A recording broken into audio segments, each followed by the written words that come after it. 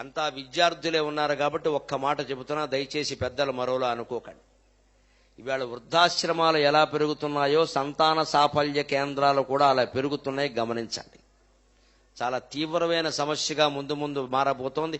భారతదేశ భవిష్యత్తును దృష్టిలో పెట్టుకుని నేను చెబుతున్నా, సంతాన సాఫల్య కేంద్రాలు పెరుగుతున్నాయండి ఈ దేశంలో. ఎందుకండి? ఒక సంతాన సాఫల్య కేంద్రం నడుపుతున్న భార్యాభర్తలు ఇద్దరు వైద్యులు నాకు చెప్పారు స్వయంగా, అయ్యా మీరు ఇది చెప్పి పుణ్యం కట్టుకోండి బాగుంటుందని. ఇవాళ యువతరంలో సంతానోత్పాదక శక్తి మగవాళ్లలో నశిస్తోందండి.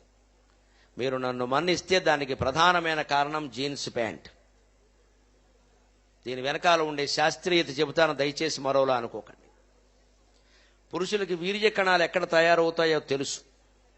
ఆ కణాలు రెండింటికి, ఆ బీజాలకి ఎక్కువ వేడి అందకూడదు, అవసరమైన వేడి అందాలి. భగవంతుడు ఎంత గొప్పవాడంటే నిజంగా పురుష శరీరంలో ఆ నిర్మాణం చేశాడండి. జ్వరం వచ్చినప్పుడు ఎప్పుడైనా పురుషులు పరిశీలించుకోండి, ఖచ్చితంగా 2 బీజాలు కిందికి వచ్చేస్తాయండి. ఎందుకంటే ఆ 104 డిగ్రీల వేడికి తట్టుకోలేవు. లోపల సంతానాన్ని ఉత్పత్తి చేసే బీజ కణాలు చచ్చిపోతాయి. ఆ వేడికి తట్టుకోలేక సహజంగా కిందికి వచ్చేస్తాయి. మళ్ళీ చలేసింది అనుకోండి, ఈ చలికాలం కాస్త చలి ఎక్కువగా ఉందనుకోండి, అప్రయత్నంగా 2 పైకి వెళ్ళిపోయి బిగుసుకుపోతాయండి. అంతే వేడి కావాలి.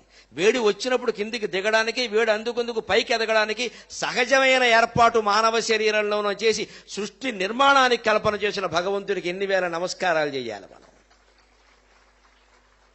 ఇవాళ జీన్స్ ప్యాంట్ కారణంగా, లోపల కడ్రాయల కారణంగా బిగించేస్తున్నారు.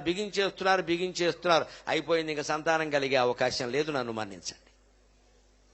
యువతరం ఈ కడ్రాయర్లు, ఈ జీన్స్ ప్యాంట్లు, పైగా వీళ్ళ బండి విచిత్రంగా ఉంటుంది, మోటార్ సైకిల్. అది ముందు ఇలా ఎత్తుగా ఉంటుంది, అంటే ఇంకాస్త బిగింపు.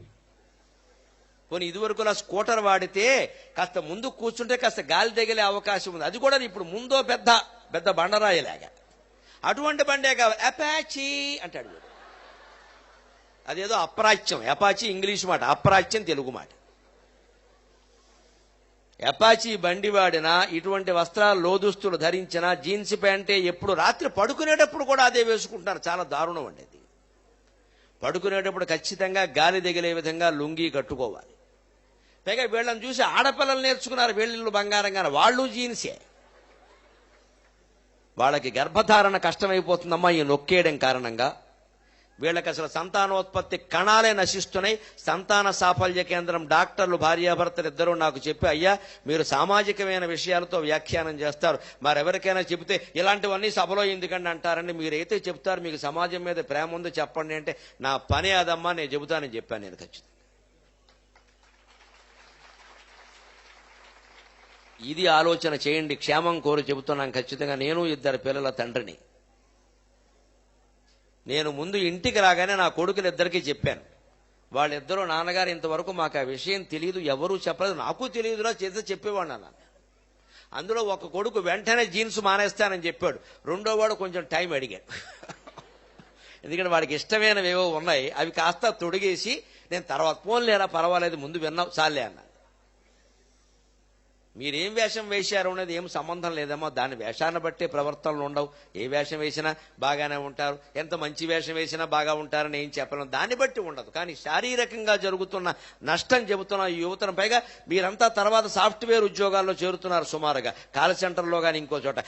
ఇక్కడ కాన్వెంట్లో గంటలు కూర్చున్నారు. మీరు కూర్చున్న చోట ఎప్పుడైనా చదివే విద్యార్థులు 6-7 గంటల వరుసగా కూర్చున్నాక మీరు కూర్చున్న చోట చేయి పెట్టండి, అది వేడిగా ఉంటుంది. కారణం ఒంట్లో వేడి కిందికి దిగింది. మరి సాఫ్ట్వేర్ ఉద్యోగాల్లో గంటలు కూర్చుంటూ ఉంటే ఏమాత్రమైనా బీజ కణాలు ఉంటే ఆ వేడికి చచ్చిపోయాయి. ఇంకా సంతానాలు ఎలా కలుగుతాయండి? పూర్వం పల్లెటూళ్ళలో ఉండేవారు, పంచెలు ధరించేవారు. ఈ డ్రాయర్ అనే మాట ఇంగ్లీషు, దానికి తెలుగు మాట లేదు అసలు. ఎందుకంటే వేసేవాళ్ళు కాదు, శుభ్రంగా గాలి తగిలేది. ఆడవాళ్ళకి మగవాళ్ళకి ఎటువంటి ఇబ్బంది లేకుండా. పొలం పని ఏదైనా వస్తే ఆ పంచి కాస్త పైకి కట్టేవారు, లేకపోతే పంచి కిందకి తీసేసేవారు. అందుకే శుభ్రంగా ఒక్కొక్కళ్ళకి 10 మంది పిల్లలు కలిగారు. అంతా గుణపాలు లాంటి పిల్లలే కలిగారు శుభ్రంగా. పిల్లల సదస్సు అయినా గ్రహించవలసిన విషయాలు డిగ్రీ పీజీ విద్యార్థులు ఉన్నారు. భవిష్యత్ తరానికి చాలా ముఖ్యమైన విషయం కాబట్టి చెబుతున్నానమ్మా. ఈ వేషాల్లో మార్పు రాకపోయినట్టయితే తర్వాత ఇవాళ ఏదో యువతరం బాగున్నారు అంటున్నా, వీళ్ళందరూ ఒక 20 ఏళ్ళు దాటాక ముసలివాళ్ళు అయిపోతారు కదండి. ఇవాళ చైనా ఎదుర్కొంటున్న సమస్య, జపాన్ ఎదుర్కొంటున్న సమస్య, యువతరం లేరా దేశంలో ముసలివాళ్ల సంఖ్య పెరిగిపోయింది. కానీ భారతదేశం అదృష్టం, ఈవేళ నా ముందు కూర్చున్న పిల్లల వయస్సు లాంటి వాళ్ళు దేశమంతా 140 మంది ఉన్నారండి. ఈ 40 మంది తేజస్వంతులు కావాలి, ఓజోవంతులు కావాలి, ద్యుతివంతులు కావాలి. ప్రతి ఒక్కడూ ఒక్క హనుమంతుడై మరో రామాయణాన్ని సృష్టించగలగాలి.